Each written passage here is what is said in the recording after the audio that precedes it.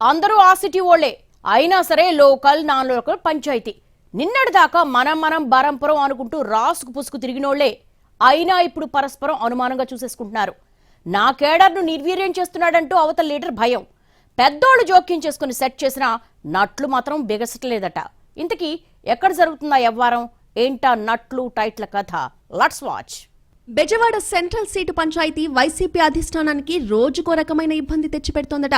పశ్చిమ నియోజకవర్గ sitting MLA Vellampalli Srinivas కు సెంట్రల్ సీటు కేటాయించినప్పటి నుంచి ఈ రచ్చ మొదలైంది.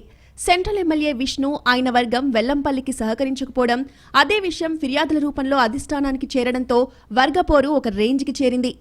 పార్టీ పెద్దలు రంగంలోకి దిగి విష్ణు వెల్లంపల్లితో భేటీలు నిర్వహించి కలిసి పనిచేసుకోమని హితబోధ చేశారు. ఆ తర్వాత సెంట్రల్లో వెల్లంపల్లి పార్టీ ఆఫీస్ ప్రారంభానికి సజ్జలతో పాటు మల్లాది విష్ణు కూడా హాజరు కావడంతో అంతా సర్దుకుంది అన్న అంచనాకు వచ్చిందట పార్టీ అధిష్టానం.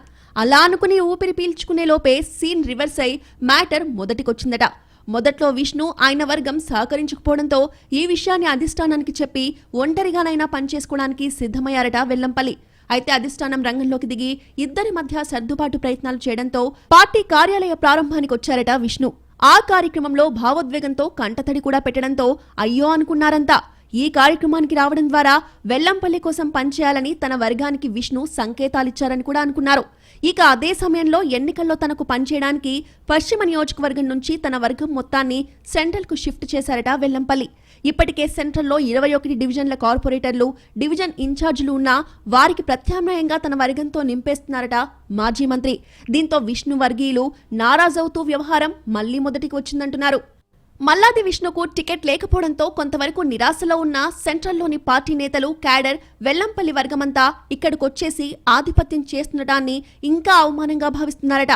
ఒకవైపు తమను పనిచేయాలని కోరుతూనే మరోవైపు అనుమానపు చూపులతో వెల్లంపల్లి తన వర్గానికి కీలక బాధ్యతలిచ్చి తమను డమ్మీలుగా మార్చే ప్రయత్నం చేస్తున్నారు అన్నది విష్ణు అనుచరుల తాజా ఆరోపణ.